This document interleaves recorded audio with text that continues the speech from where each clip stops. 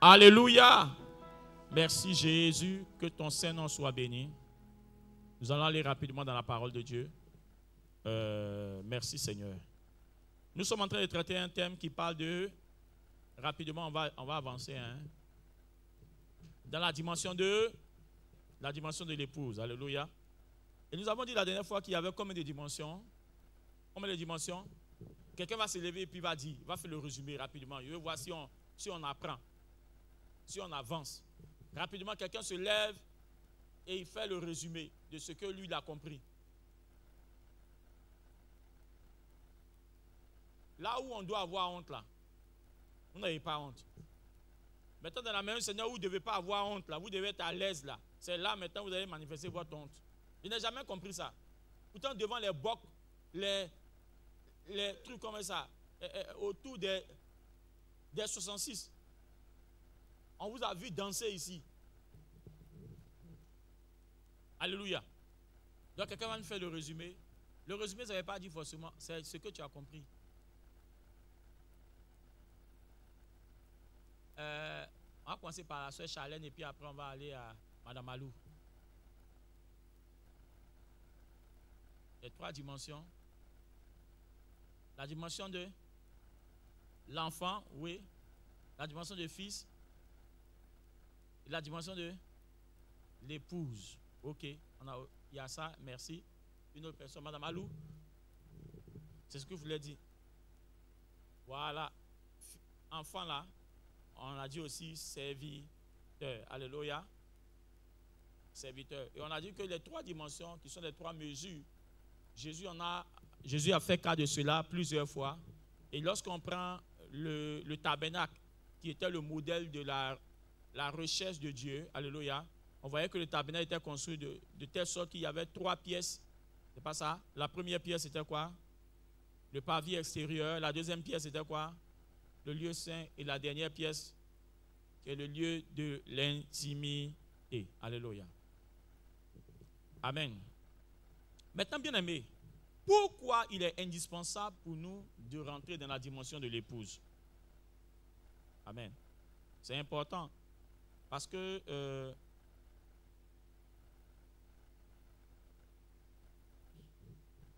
pourquoi est-il important pour nous de rentrer dans la dimension de l'épouse? Amen. Parce que, bien aimé, il y a quelque chose que nous avons perdu. La Bible déclare que tous ont péché et sont privés de la gloire de Dieu. La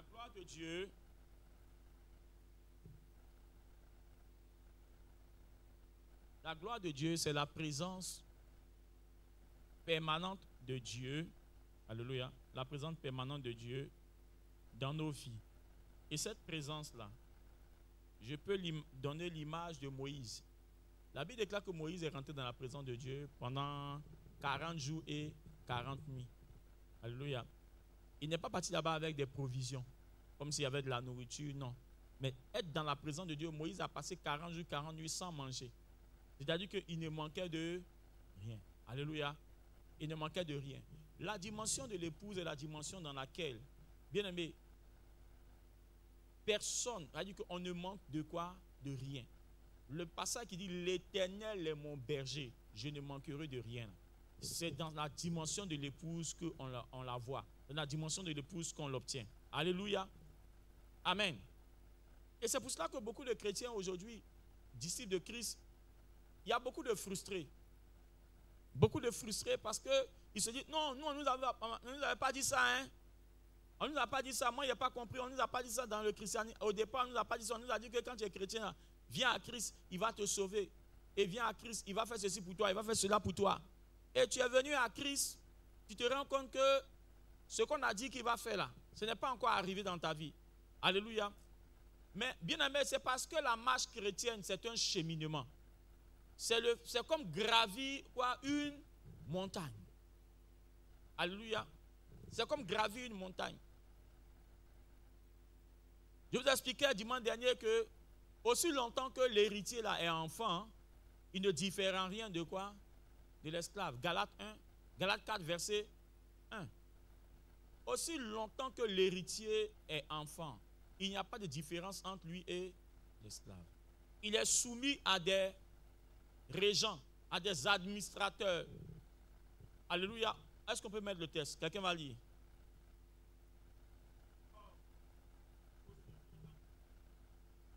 Aussi longtemps que l'héritier est enfant, j'ai dit qu'il ne diffère en rien d'un esclave, quoi qu'il soit le maître de tout,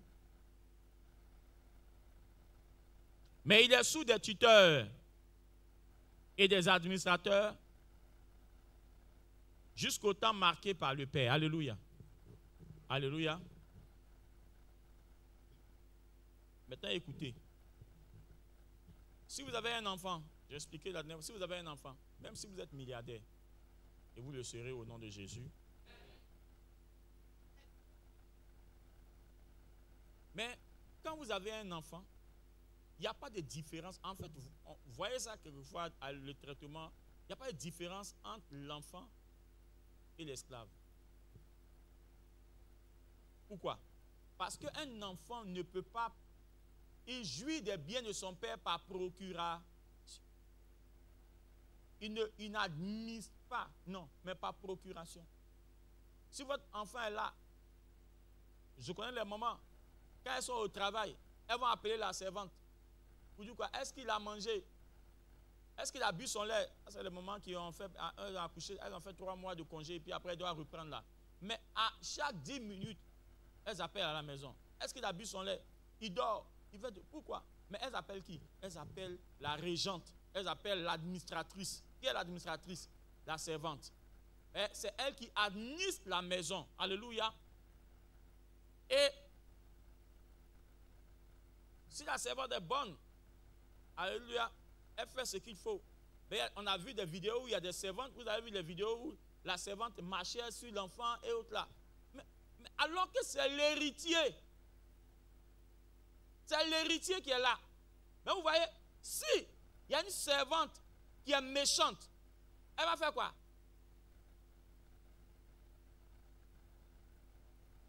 Elle maltraitait l'enfant.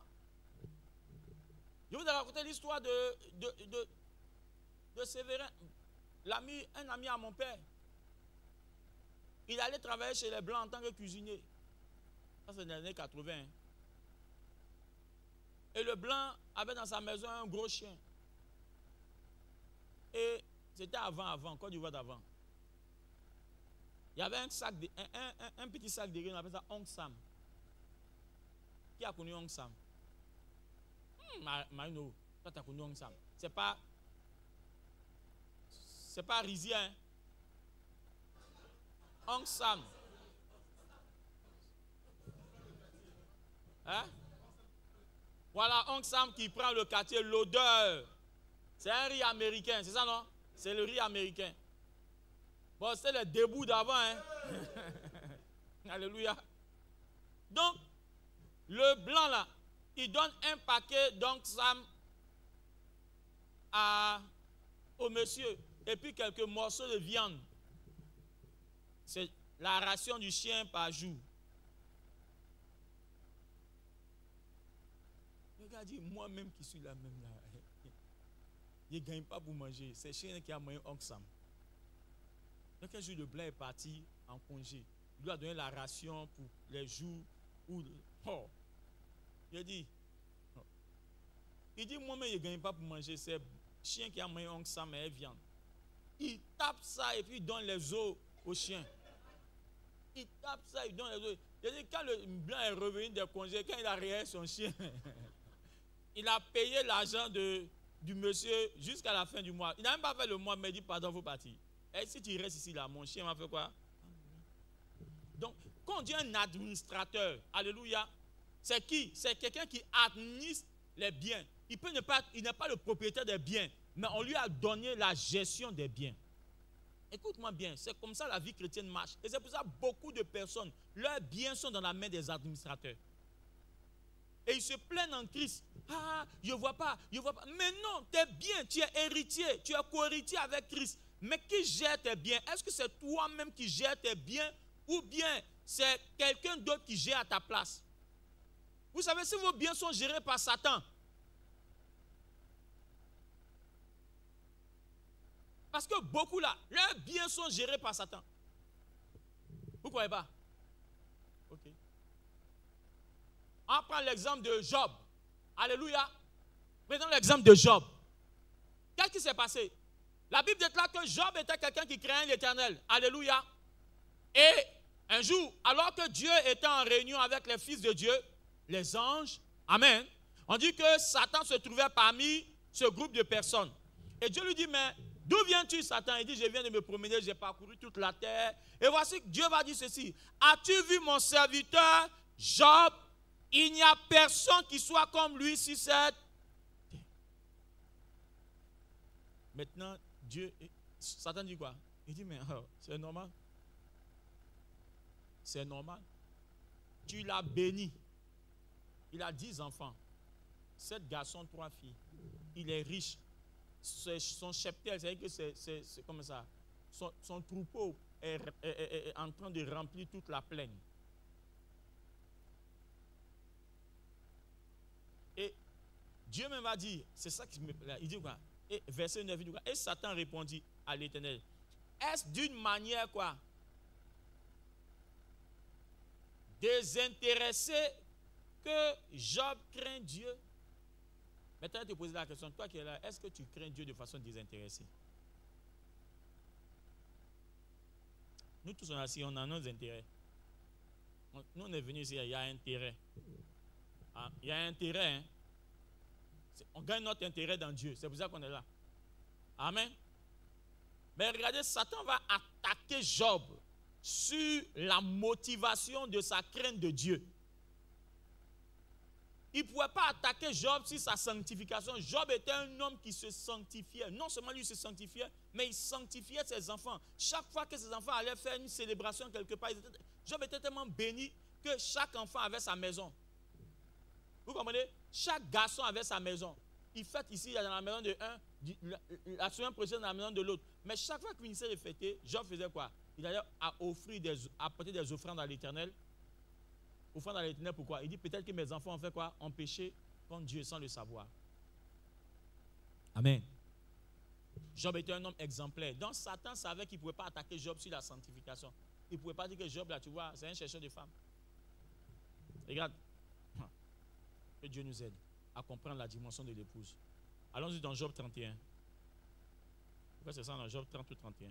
Job parle de lui. Job 30. C'est 31. Il dit quoi? Quelqu'un va lire. Rapidement. J'avais fait un pacte avec mes... Avec quoi? Ok. Toi, tu as fait pacte avec tes yeux. Tes yeux là. Dieu sait où ça s'en va.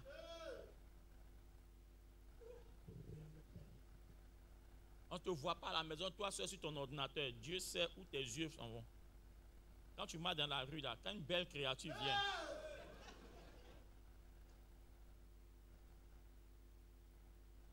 tu dis quelle est cette belle créature, tu la dépasses.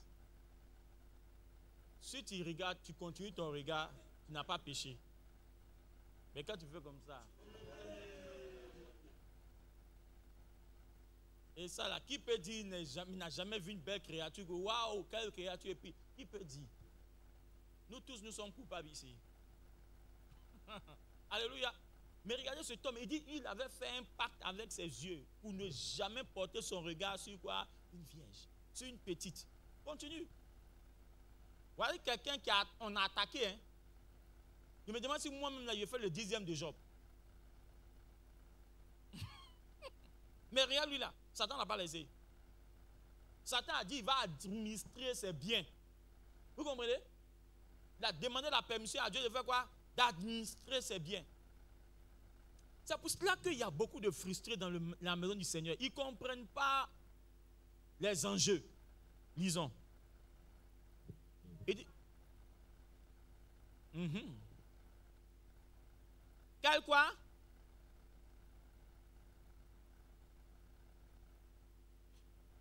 Ton héritage est lié aussi.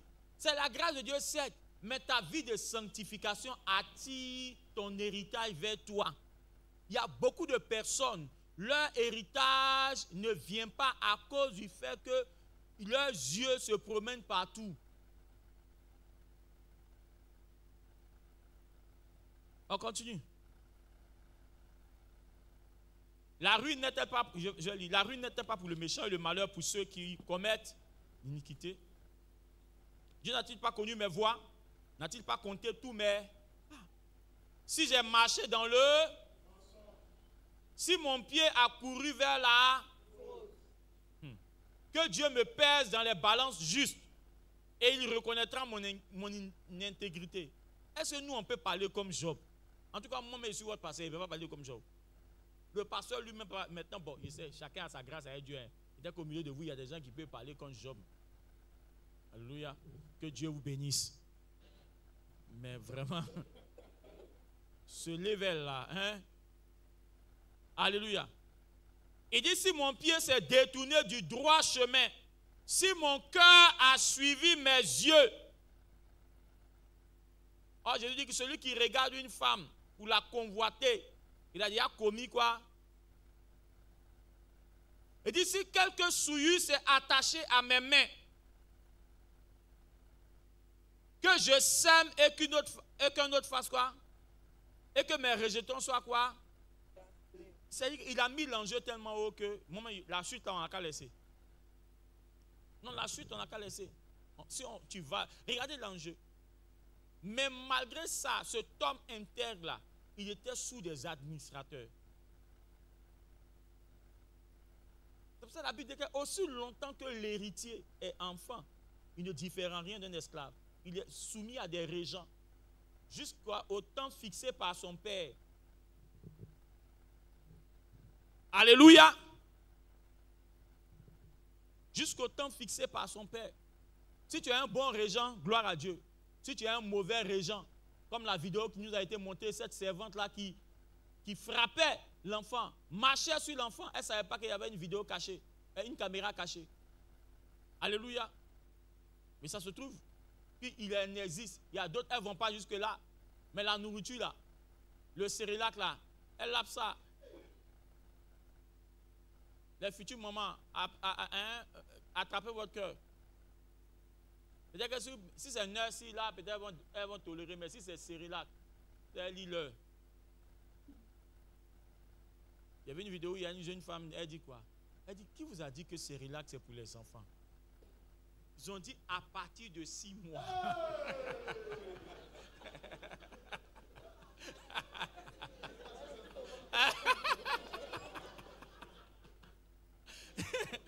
elle dit, ils ont dit à partir de 6 mois. On n'a pas mis la limite supérieure. Amen. Maintenant, je ne sais pas si ça a le même goût qu'avant, mais vraiment. Ouais, non, il y a des. Ça sort. Et ça a le même goût.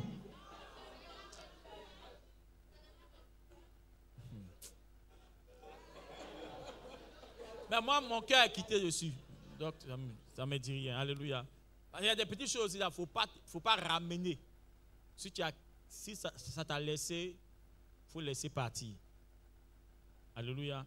Ils sont des petits friandises. Quand ça te revient là, c'est compliqué. Amen. Alléluia.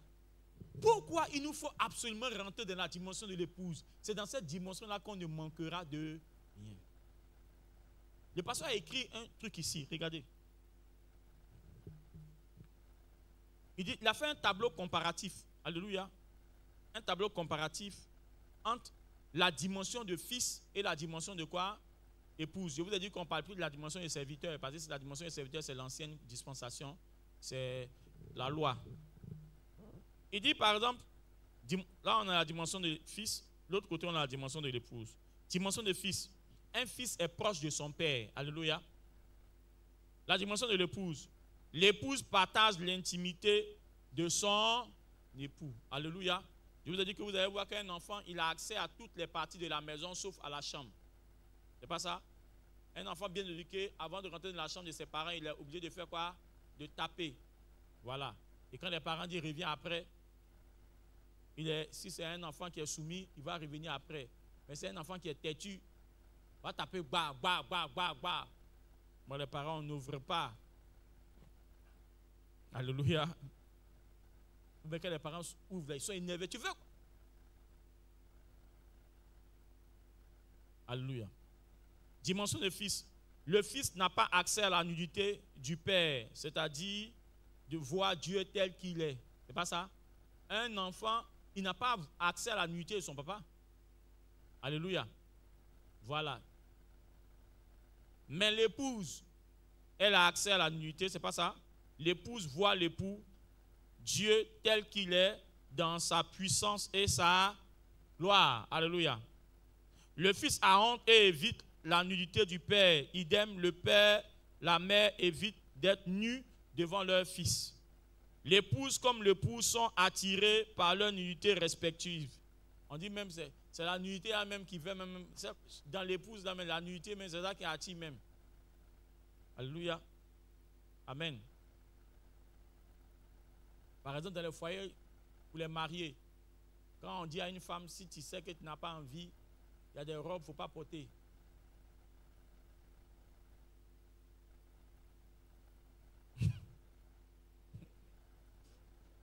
Et si tu as porté, après, c'est pour envoyer par là. Vous dites, ah non, mais moi, tu penses à ça tout le temps, c'est quoi? Moi, on dit, mais bon,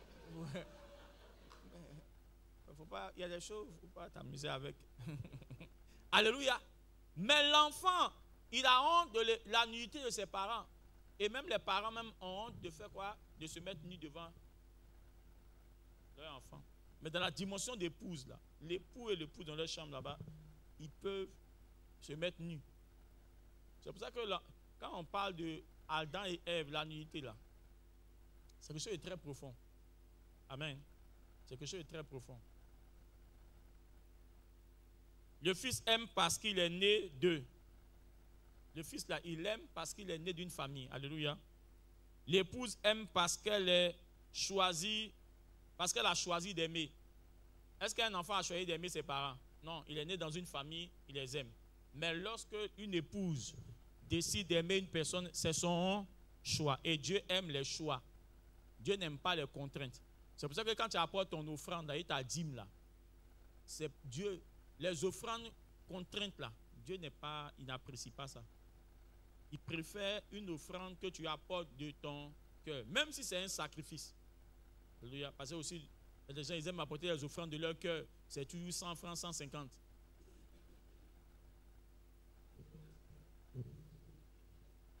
Avant l'église catholique là, les gens apportaient toujours 100 francs, 150, 25. Vous savez pourquoi les gens faisaient ça? Parce qu'en ce temps, avant, quand on était petits, l'église était subventionnée. Et l'église de Côte d'Ivoire n'était pas autonome. Donc chaque fin d'année ou bien chaque année, le Vatican finançait l'église. Et une année, là, on dit c'est fini. L'église de Côte d'Ivoire est autonome. Nous, on était ici, là, à un moment, il y a un tonton dîme qui est sorti. C'est chaud, il faut. Non, il y a un tonton dîme. La dîme, là, mais la première fois, moi, j'ai entendu dîme, là, c'est pas ici, hein. Dans l'église catholique, moi, j'ai entendu dîme. On avait un tonton, on appelait tonton dîme. Quand il sort comme ça, là. Alléluia. Voilà, bon. Parce qu'on devait, il y a longtemps, on devait récupérer un terrain, mais il fallait investir pour acheter ce terrain. Alléluia. Les choses ne viennent pas en parlant en langue. Rimayan. Oui, après avoir parlé en langue, Dieu met la langue dans ta main pour que tu envoies. Alléluia. Voilà. Donc Dieu aime les personnes qui donnent, même le sacrifice là, que ce soit de bon cœur. Amen. Voilà, je vous ai dit avant, à la fin de l'année, on va commencer le projet R+1. Il n'y a pas oublié, hein. Il n'y a pas oublié. Je vous laisse vous reposer d'abord. Ou bien on se repose un peu d'abord.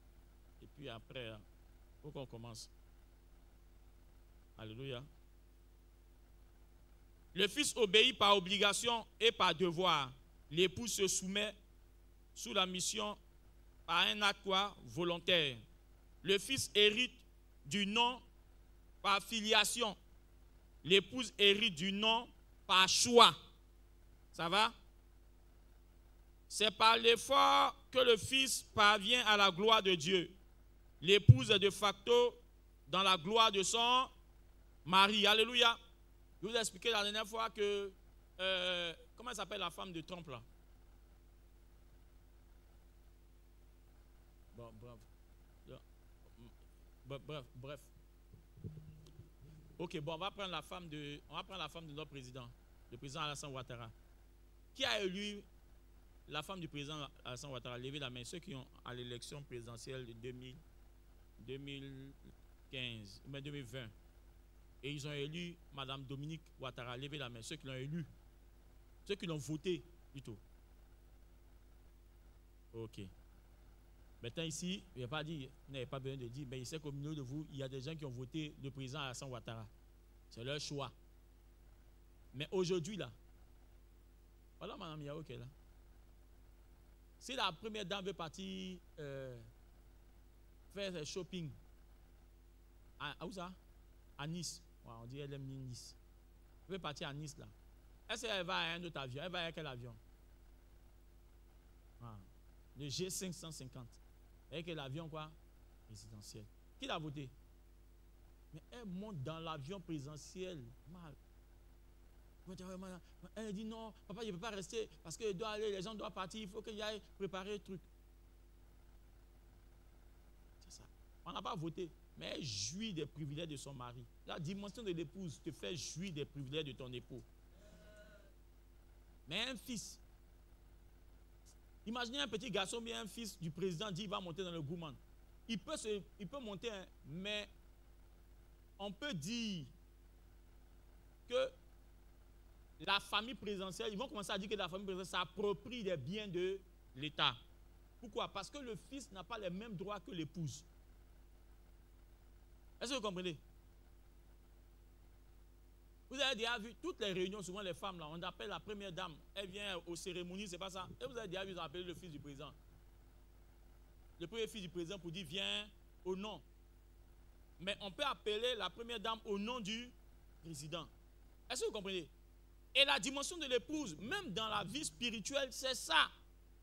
Cette dimension-là, si on ne l'atteint pas, c'est dangereux pour nous. Très dangereux. Alléluia. Amen, amen, amen.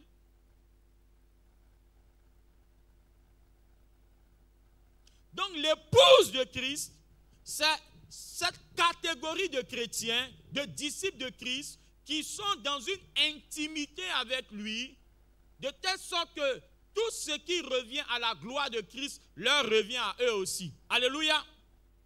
Tout ce qui revient à la gloire de Christ leur revient à eux aussi. Dans la marche chrétienne, il y a 3 niveaux. Il y a des chrétiens enfants, il y a des chrétiens fils, il y a des chrétiens épouses. Et ce que vous devez comprendre, c'est que les personnes que le Seigneur vient chercher, ce sont les personnes qui auront atteint la dimension de l'épouse. Alléluia. Écoutez-moi, la relation chrétienne, la vie chrétienne, à la vérité, vous devez, elle est imaginée comme une relation amoureuse. Qui est le mari? Qui est le mari? C'est qui? C'est Jésus. Et nous sommes des épouses de Christ. Amen. C'est comme ça qu'il faut voir la relation chrétienne. Si on ne comprend pas la relation chrétienne comme une relation entre mari et femme, il nous sera difficile de pouvoir atteindre certains niveaux, certains objectifs. Alléluia.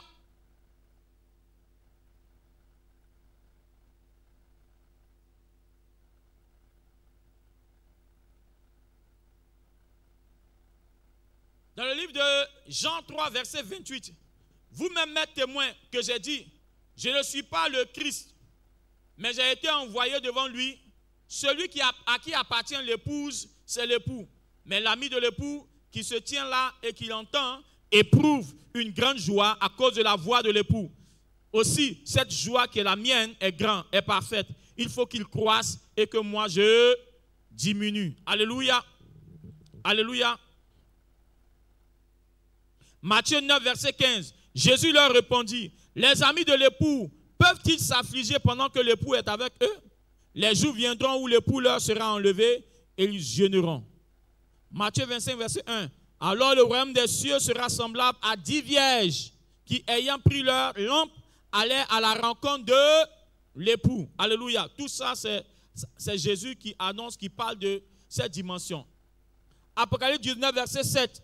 Réjouissons-nous et soyons dans l'allégresse et donnons-lui gloire, car les noces de l'agneau sont venues et son épouse s'est préparée. Alléluia. Son épouse s'est préparée. Amen. Ésaïe 54, verset 4. Car ton créateur est ton époux. L'Éternel des armées est son nom et ton rédacteur est le Saint d'Israël. Il se nomme Dieu de toute la terre. Alléluia. Éphésiens 5, verset 31. C'est pourquoi l'homme quittera son père et sa mère et s'attachera à sa femme et les deux deviendront une seule chair. Verset 32. On lit ça ensemble. 1, 2, 3.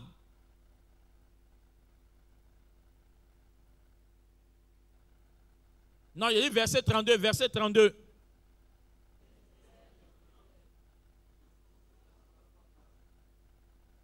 Alléluia.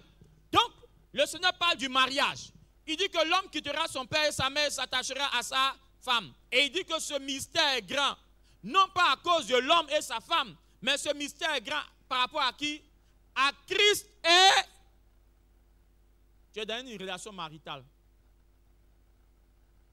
Toi et nous tous, nous sommes dans une relation maritale. C'est le seul truc où le concubinage est comme ça. La polygamie est autorisée. Mais Jésus voit toute l'église comme étant quoi? Une seule quoi? Épouse. Alléluia. Amen, amen, amen, amen. Alléluia. Voilà. Et donc la relation, il y a un autre test qui est aussi fort, qui parle de adultère. Je crois que c'est dans le livre de Jacques. Amen. Jacques, ouvrez-moi la com.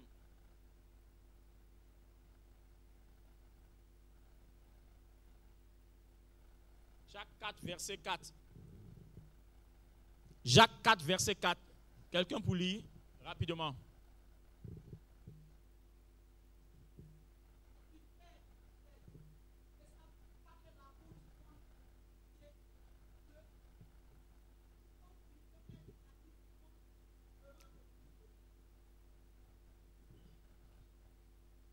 Continue. Croyez-vous que l'Écriture parle en vain? C'est avec jalousie que Dieu chérit l'Esprit qu'il a habité en nous. On dit Dieu chérit quoi? L'Esprit. Qu'il a mis en nous. Qu'il a fait habiter en nous. Qu'il a fait habiter en nous. Écoutez. On reprend le texte plus haut. Verset 4. On dit adultère que vous êtes. Ne savez-vous pas que l'amour du monde est inimitié contre Dieu? Celui donc qui veut être ami du monde se rend ennemi de Dieu. Dans ce texte, où il y a adultère qui est dedans? Normalement, l'adultère, c'est quoi? Quand on dit adultère, c'est quoi? Rapidement, oui. Une femme qui trompe son mari ou bien un mari qui fait quoi? Qui trompe son époux. Donc, c'est-à-dire que qui affecte le lien de mariage. Mais ici, là, où est adultère, là? Entre Dieu et nous, là, où est adultère? On dit que quelqu'un qui aime le monde. Est-ce que aimer le monde, là, c'est une affaire d'adultère? Normalement, adultère, c'est entre un homme et puis sa femme. Mais pourquoi Dieu ici compare le fait que nous, on aime le monde comme une relation adultérienne? Parce que Dieu te veut à lui tout entier. Et si tu commences à aimer le monde, Dieu voit ça comme de quoi? De l'adultère. Parce que la relation entre Dieu et nous est une relation amoureuse. Alléluia. C'est une relation quoi? Ça doit être une relation amoureuse. Ce n'est pas une relation d'abord d'intérêt. Mais Dieu cherche une relation amoureuse. Je dis, c'est Satan qui cherche à être adoré. Dieu cherche à être quoi? Aimé. Oui. Si vous lisez les textes de la parole de Dieu, il sera rarement vu où Dieu dit « Adorez-moi ». C'est Satan qui dit « Si tu te procèdes devant moi pour m'adorer, je te donne tous les royaumes de la terre et leur gloire ». Dieu, il dit quoi? « Aimez-moi ». Jésus dit « Si vous m'aimez, vous garderez mes... » la relation entre un homme et puis une femme là, si ce n'est pas maintenant de nos jours là, sinon avant la relation d'avant là, c'est quoi? Quand les filles sortent les clôtures, ou bien une fille, elle est capable de quitter. Elle est capable de quitter son village. Les femmes sont courageuses quoi. Les femmes ont la foi, hein? Foi des femmes. Foi des femmes. Un garçon va venir. Il va venir au village. Il vient dire que lui, il t'aime. Il est amoureux de toi. Et la fille, elle est là. On dit, tu veux partir avec lui. Tu ne sais même pas où il va. On dit, tu veux partir avec lui. On te dit, est-ce que tu sais où il va? Dans Abidjan, où il est venu te chercher pour t'envoyer à Abidjan, là. Tu sais d'Abidjan où il dort. Et là, elle a la foi. Elle s'en va. À cause de quoi? À cause de la... Quand une femme aime, elle peut risquer. Les clôtures des lycées. Allez demander au Bayou là-bas. Vous connaissez le Bayou, non? Benjerville là. Les clôtures des lycées. Alléluia. Les clôtures des maisons. Et des fois, même la robe même est planquée sur le fer. L'amour, quoi. L'amour fait des exploits. L'amour fait des exploits. C'est parce qu'aujourd'hui, il n'y a pas le vrai amour. Sinon, l'amour fait des exploits et des sacrifices. Alléluia. Et la relation de Dieu avec nous, de Jésus avec nous, est une relation amoureuse. C'est pour ça que ceux qui n'ont pas compris ça, ils échouent dans leur marche chrétienne. Parce qu'en fait, ils viennent à lui par intérêt. Jésus n'a jamais cherché adoration. Quand il a demandé à Pierre, il dit, Pierre, est-ce qu'il a dit, Pierre, m'adores-tu? Il dit quoi, Pierre? Et même le commandement qu'il a donné, il dit, les deux commandements, c'est quoi? Tu aimeras le Seigneur ton Dieu de tout ton. Normalement, c'est une erreur. On doit dire quoi? Tu adoreras le Seigneur. Alléluia. Mais on sait que ce peuple peut adorer du bout des lèvres, mais le cœur est quoi? Et aujourd'hui, il y a beaucoup de personnes qui adorent Dieu du bout des lèvres. Mais leur cœur là, Dieu regarde le cœur. Dieu dit quoi? Ce peuple m'honore du bout des lèvres, mais son cœur est loin de... Dieu, il regarde le cœur. La relation que Dieu veut avec toi, c'est une relation d'amour. Il veut une relation amoureuse. Parce que la relation chrétienne, la relation de Dieu avec les hommes est une relation quoi? Amoureuse. Vous savez, quand un mari aime sa femme et qu'il a les moyens, il est là comme ça un matin, il est passé dans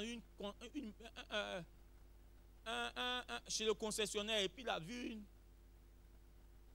une Range Rover rutilante, évoque, noire rutilante. La femme est assise à la maison là-bas.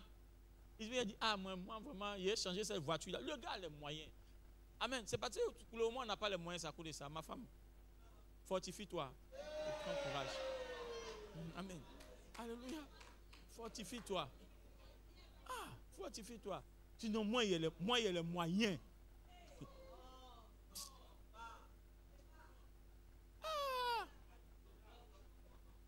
Alléluia. Donc, vous voyez là, quand on aime là, celui qui aime n'est pas avare. Un véritable amoureux avare, ça,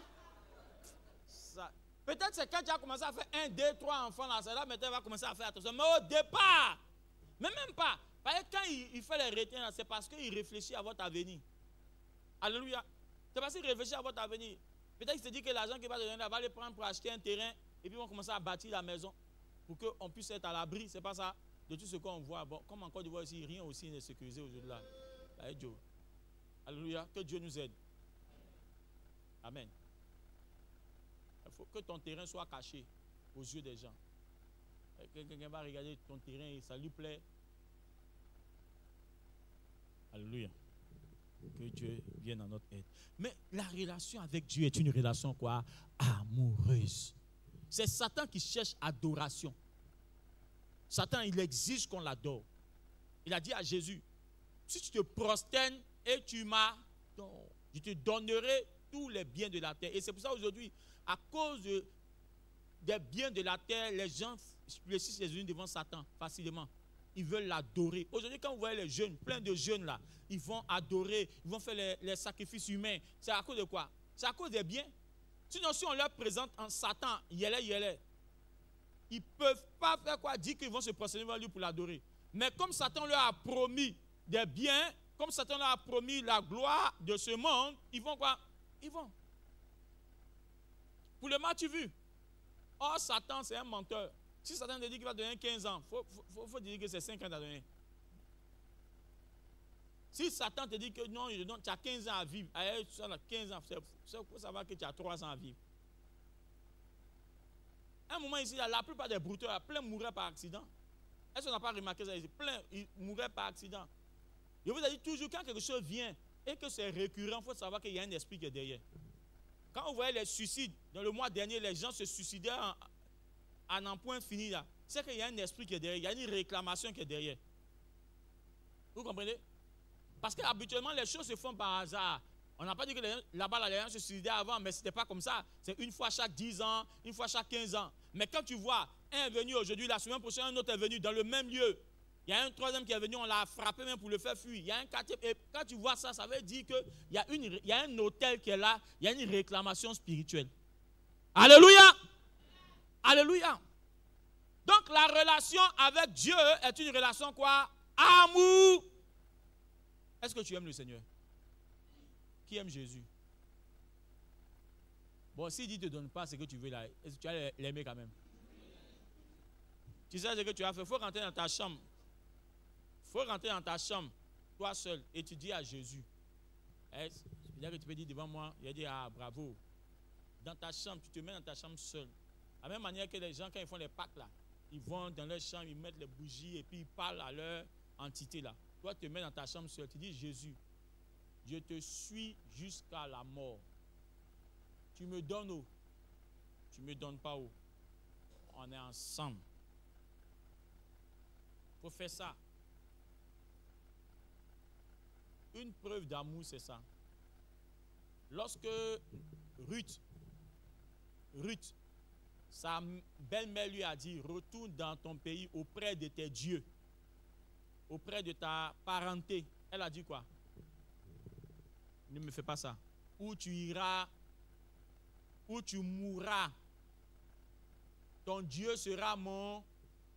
Voici une expression d'amour. Et c'est comme ça chaque chrétien doit dire à Jésus.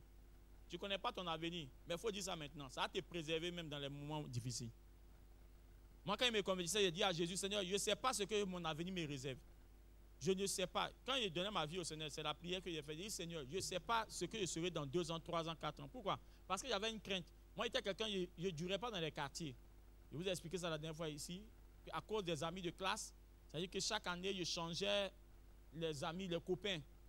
Donc, quand je me suis converti, c'était ma crainte. Il me disait que ça là, il a fait peut-être 2 ans dans l'église et puis après il est sorti. Mais il avait fait une prière à Jésus. Il a dit, Seigneur, je ne sais pas mon avenir. Je ne sais pas comment demain sera. Même si, Seigneur, même si demain c'est difficile, ne permets pas que je t'abandonne. Ça, c'était ma prière. Ne permets pas que je t'abandonne. Et je crois que la prière m'a servi jusqu'à aujourd'hui. Alléluia. Jusqu'à aujourd'hui. Il y a des prières qui sont des garde-fous parce qu'on ne connaît pas l'avenir. On ne connaît pas les tentations. La Bible déclare que par votre parole, vous serez justifiés, par vos paroles, vous serez quoi? Condamnés. Il faut te condamner à suivre Jésus par tes paroles jusqu'à ta mort. Et fais ça dans ta chambre. Il faut te condamner toi-même à suivre Jésus pour dire, Seigneur, mon pied que j'ai mis chez toi là, ça ne sera plus jamais enlevé. Je me condamne à te servir jusqu'à ma mort. Et normalement, une femme, c'est ce qu'elle dit. Je suis avec toi jusqu'à la mort.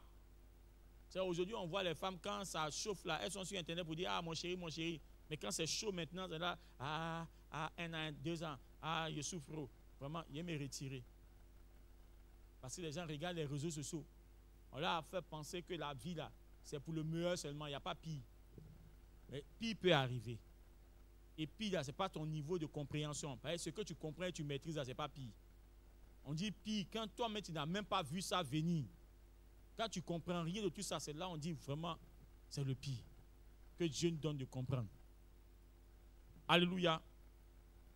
Et comment entrer maintenant dans la dimension de choses? Je vais m'arrêter là parce que je vais respecter le temps. Là, à 10 heures, on va finir. Et c'est de ça qu'on verra dimanche prochain, par la grâce de Dieu. Alléluia. Comment entrer dans la dimension de l'épouse? Comment entrer dans la dimension de l'épouse? Il faut avoir soif. Alléluia. Si tu n'as pas soif, tu ne peux pas entrer dans la dimension de l'épouse. Soif de quoi? Il faut avoir soif de la présence de Dieu. Alléluia. Une femme qui est dans une dimension d'épouse, chaque fois qu'elle aime son mari, quand il est 17 ans, elle va l'appeler. Tu es où? Si tu es marié, tu es où là? Ça, c'est un des langages auxquels tu dois t'habituer. Tu es où? Des fois, pour nous, comme ça, comme on sait que nous, on travaille à l'église, il y a 21h, 22h. Après des 22h, tu es où? Il y a 23h. Tu es où? Tu es où? Mais une personne qui ne s'intéresse pas à toi, là, si tu veux même, il faut faire à 2h du matin. Quand elle sait que son mari, c'est un faux gars, un chercheur de femmes, là, même, il n'y a pas tu es où? Elle le connaît. Il n'y a pas tu es où? Tu es où ça? Elle dort. Frère, si tu es venu, tu es venu. Mais quand elle sait que quelqu'un n'a pas l'habitude de ça, il n'a pas l'habitude de ces genres de choses-là, si elle l'aime véritablement, à une certaine heure, elle commence à faire quoi? À s'inquiéter. Tu es où? Pourquoi? Parce qu'elle a soif de la présence de son époux. Elle a soif de la présence de ses enfants. Vous savez, une vie de famille harmonieuse, souvent on ne se dit pas, il n'y a même pas de mots à se dire. Mais le fait que le mari soit assis là et que les enfants soient assis là, son cœur en paix. Les femmes, ce que dit, c'est vrai ou c'est faux? C'est tout. Souvent, on te dit même, je suis là, tu veux quoi? Tu m'as appelé, je suis là, je suis venu maintenant, c'est pourquoi?